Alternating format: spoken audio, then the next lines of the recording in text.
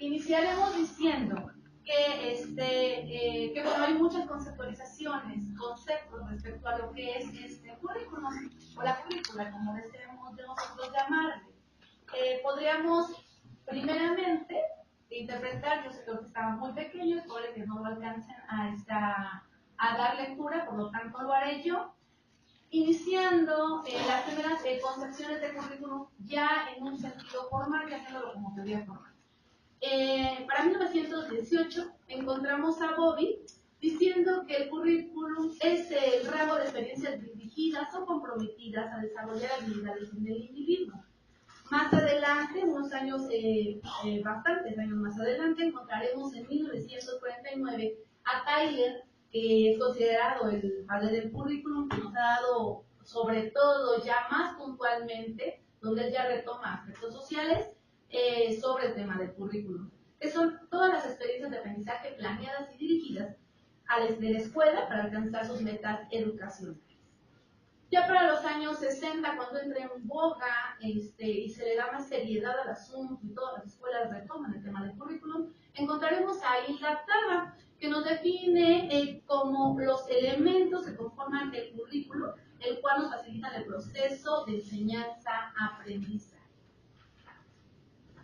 En este mismo recorrido, para el año 67 encontraremos a Robert Gagne, o Gagne, como gusten llamarle, en la secuencia de unidades de contenido, arregladas de tal forma que el aprendizaje de cada unidad puede ser realizada como un acto simple, es decir, solamente facilita la ejecución del currículum. Para el año 75 tenemos Stenhouse, que nos da o nos maneja el currículum como un proyecto global, integrado y flexible, que muestra una alta susceptibilidad para ser traducido a la práctica concreta institucional. Para el año 78, ya con la concepción del currículum moderno, encontramos a Glassman en un proyecto global, no del currículum como un proyecto global, integrado y flexible. Aquí ya se inicia la palabra flexible, que muestra una alta susceptibilidad para ser traducido en la práctica concreta institucional. Así para finalizar, ya llegando a épocas más contemporáneas, encontramos a Mas, allá por el Perú, que nos dice que es un proyecto interrelacionado de conceptos, proposiciones y normas estructurados que nos da de forma anticipada las acciones que se quieren organizar. Así encontramos, por último, las últimas concepciones y conceptos del currículum en los años 90, cerca del año 2000, a Alicia de Alba, que es lo más contemporáneo que tenemos ahorita, y nos lo proyecta como una síntesis de elementos culturales que conforman una propuesta político-educativa pensada e impulsada por diversos grupos y sectores sociales. La lectura que acabo de dar ahorita de conceptos solo fueron por razones técnicas, porque ustedes no alcanzan a visualizarlo muy bien, pero no quiero perder el tiempo con los conceptos, sino más bien me interesaría ya abordar los temas propios y centrados en el aula, ¿no? Pero en esta guía, en este camino que estamos trabajando respecto al currículum, es necesario irnos apropiando, ir visitando cada una de sus partes que la conforman hasta llegar a la educación básica. Encontramos así que, bueno, las fuentes del currículum tienen dos. Por una parte, sociológica y por otra parte, psicológica. Ustedes tienen en sus mesas unas hojitas que tienen estas con síntesis de las diapositivas, donde podrían hacer uso de ellas para poder ir haciendo algunas anotaciones para que al final de esta conferencia podamos debatir un poco de las aportaciones de nosotros. Por la parte sociológica, en su fuente sociológica, bueno, el currículum tiene que dar respuesta a las necesidades sociales de la cultura del país y obviamente está inserto en el proyecto de nación. Desde su fuente psicológica, da respuesta a las etapas evolutivas, cognitivas y de desarrollo del niño y las necesidades e intereses que tiene cada uno en cada una de las etapas infantiles, ¿no? Por otra parte, entonces, así, de esta forma, podríamos nosotros complementar un concepto general de currículum diciendo que es un conjunto de experiencias de aprendizaje significativas que evidencian la acción y el aprendizaje de los alumnos a través de una serie de experiencias que tienen que ver con el contexto y con las vivencias que se llevan día a día en el aula, ¿no? Las concepciones más comunes del currículum que nosotros encontramos, y estos son en términos de no confundir, nos encontramos con la más antigua de ellas. Que sería una estructura organizada de conocimientos. Es decir, el currículum nos da toda aquella organización para ver cuáles son los conocimientos que tendría que tener el alumno en cada uno de los niveles de educación. Después nos encontramos con las concepciones de un conjunto de experiencias de aprendizaje, es decir, todo aquello que el alumno vive y trabaja dentro de ella. Después nos encontramos con las concepciones del plan de estudio. Ese es el término más común, la concepción que se confunde más con currículum. De repente decimos, bueno, el currículum es el plan y programa de estudios que me dan año con año para que yo los ejecute. Bueno, es una confusión que se da con una estructura. Bueno, el plan de estudios sería la estructura del currículum, más no el currículum en sí mismo, ¿no? Otra concepción que tenemos del currículum es la construcción del conocimiento. Bueno, sería la parte en la que el alumno va construyendo su aprendizaje y al final del ciclo de grado podremos decir estos son los aprendizajes que se han adquirido. El currículum como proyecto social, es decir, lo que el Estado espera que la sociedad adquiera a través de la escuela. Por otro lado, tenemos la práctica educativa, el currículum de lo que el niño vivencia a través de las aulas. Tenemos al currículum también como sistema. Habíamos ya comentado que el currículum se encuentra inserto en el proyecto de nación, lo que la nación espera que sus estudiantes estén adquiriendo para intereses sociopolíticos. Y finalmente el currículum con articulación, es decir, bajo esos mismos intereses sociales se han articulado con el nivel o el perfil de ingreso que se está esperando de cada uno de nuestros estudiantes. Y como vemos, pues bueno, el currículum representa una parte de cada uno de estos puntos que hemos tocado. Así llegamos al currículum en la educación básica. Bueno, ¿cómo se ve y cómo se percibe el currículum en la educación básica? Con el currículum de la educación básica, primeramente nos orienta la acción educativa, es decir, es el que traza lo que la escuela preescolar, primaria y secundaria debe enseñar, debe proveer a sus estudiantes. El currículo de la educación básica también es un instrumento de concreción de la intencionalidad en la educación formal, es decir, aquel que nos da las pautas, el que no es como una herramienta para que nosotros podamos concluir, fijar los propósitos que requerimos en la educación.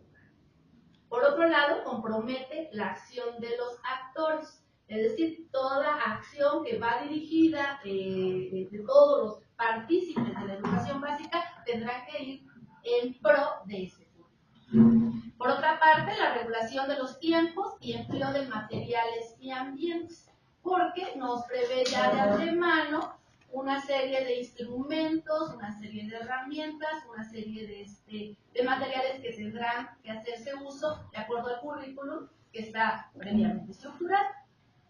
También nos encamina la selección y el desarrollo de las actividades, es decir, aquellas actividades son tomadas de este perfil curricular.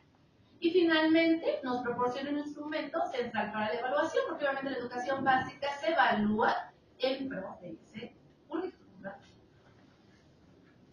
¿Cuáles son los tipos de currículum? Bueno, aquí encontramos una serie de currículum amplios. Tenemos por un lado el ideológico, el formal, el perceptivo, el interactivo, el experiencial, el nulo y el oculto. voy a resaltar 4 que son como los más usados, los demás nacen de ellos mismos. El ideológico.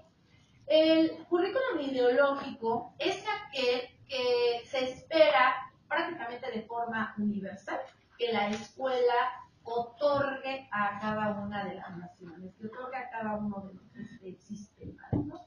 Es decir, el ideal que tendríamos que tener como individuos. Después tendríamos el currículum formal. El currículum formal es aquel que ya está diseñado de acuerdo a esos intereses sociopolíticos, se estructura de acuerdo a intereses que tiene el mismo país para congeniar, para intercambiar y entrar en este sistema global, y es aquel pues que nos encontramos documentado nosotros seguramente y nos llegan los documentos ciclo por ciclo, o por lo menos en diferentes reformas, pues nos llegan estos materiales. El perceptivo pues nace del formal, es decir, ya viene la interpretación como más regional, como más local de este currículum. Después tenemos el currículum operativo, es decir, aquel currículum formal ya lo llevo a las aulas, ¿cómo se está trabajando en las aulas? Tenemos el currículum experiencial, que tiene que ver con, con aquella cultura personal que da un matiz al currículum formal en cada una de las aulas a través de los temas. Y el que nos vamos a centrar es el currículum nulo. Ya lo vamos acercando a nuestro tema principal. El currículum nulo es aquel que no está contemplado en el currículum. Es decir, todas aquellas necesidades educativas, necesidades sociales o psicológicas que no están contempladas y están quedando afuera, están quedando de lado, y la escuela, el currículum no las tiene previstas, pero son necesidades latentes, sobre todo pues, sociales o de contexto. Y finalmente el currículum oculto.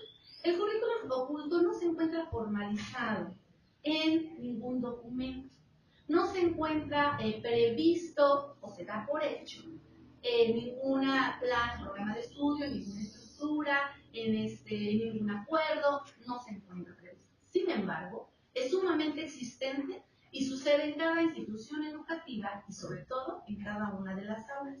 Este currículum es de lo más influenciable que marca la personalidad y la vida futura de cada uno de nuestros estudiantes. Y está dado por el docente y de acuerdo a la ideología de cada institución, que es el que nos centramos a abordar en este momento. Es así que entendemos el currículum oculto como un conjunto de influencias que no está especificado en el currículum formal que lo habíamos contemplado. La influencia la da el docente más la institución profesional. Entonces, en ese sentido nos da todo un reto la docencia intelectual, porque el ser profesional forzosamente nos lleva de la mano a ser docentes intelectuales. Y ser docente intelectuales me da una búsqueda del rescate de todo esto. Un rescate de los saberes propios, un rescate de mi estatus, un rescate de mi crecimiento profesional, un rescate de mi autonomía y un rescate de mi identidad como profesional, ¿no? Y asumirme ante cada uno de ellos. Las pruebas en México se han fijado, se han engolosinado, por así decirlo, en mostrar, en resaltar los errores de la educación. Y entonces vemos en primera plana diciendo México muy mal en lectura. México súper mal en el tema de la salud y la obesidad, pues también es culpa de las escuelas, de los docentes, se ha dicho, ¿no? México muy mal en matemáticas. Los niños de secundaria no tienen saber de un niño de primero de primaria, no saben hacer ni siquiera una suma, ¿no? Y se ha encargado de resaltar esa parte para quitar justamente como ese poder, pero este poder que no hemos sido capaces de rescatar. Pero eso se puede revertir. Y no es un ideal, es un trabajo arduo, es un trabajo que puedo revertir, por lo menos en mi institución, por lo menos en mi zona, por lo menos en mi sector, o por lo menos en mi aula. Y si lo conseguí por lo menos en 2 niños, lo habré transformado. ¿Cómo? Apropiándome, identificando, tomando identidad profesional sobre lo que yo estoy proyectando, lo que yo estoy enseñando y lo que estoy marcando en cada uno de esos alumnos y que se va a llevar de mí. Y entonces me asumo como un profesional con todo lo que esto, con lo que esto implica. Y entonces sí podemos decir, a ver, sí estamos mal, ya como para que perdemos el tiempo en esto. Ahora vamos a ver cómo podemos nosotros rescatar estos resultados, ¿no? Ya dejen de hacer, para decirnos mal, no sirve de nada. El siguiente paso es, bueno, ¿cómo los transformamos? Y como docente, me pongo en el papel de si es mi responsabilidad, pero no solo mi responsabilidad. Tenemos el papel de la sociedad, el papel del Estado, el papel del propio alumno, el medio, todos los estímulos que ahorita se están recibiendo en el contexto donde vivimos y también el mío. Y entonces si todos trabajamos y cada quien toma la responsabilidad que le toca, pero no, ni nos victimizamos, pero tampoco omitimos la parte que nos toca, yo creo que se puede hacer algo. Y eso también nos indica, nos representa estar inmersos en esta sociedad cambiante, entender que la sociedad y los niños, nuestros alumnos, es otra generación, es otra forma de aprender. Implica que para que yo, docente, y esto tiene que ver con estos retos de la docencia intelectual, pueda decir, bueno, si yo quiero proyectar, tengo que entender que los niños son diferentes. Y que prácticas, que nuestras viejas prácticas no quieren decir que son malas, no quieren decir que van a estar tachadas, simplemente necesitan una variante. Por ejemplo, ahorita nosotros podemos decir que los chicos se encuentran completamente estimulados por el medio. Estamos en una sociedad de inmediatez. Si nosotros salimos a la calle, vemos anuncios de diversos colores. Además, muchos se mueven, ¿no? Salen lucecitas, se mueve la imagen de un lado a otro. Cambia, se hace grande, se hace chiquito. Los chicos tienen acceso a las nuevas tecnologías, que es como una parte importante. ¿Qué son las nuevas tecnologías? Porque nos acercamos al conocimiento inmediatamente. Por ahí del siglo XII había solamente prácticamente 2 formas de dar el proceso de enseñanza-aprendizaje. ¿Cuál era ese proceso? Una era como esta, ¿no? Una especie de conferencia. Se exponía el tema, se escuchaba y al final se argumentaba. 2.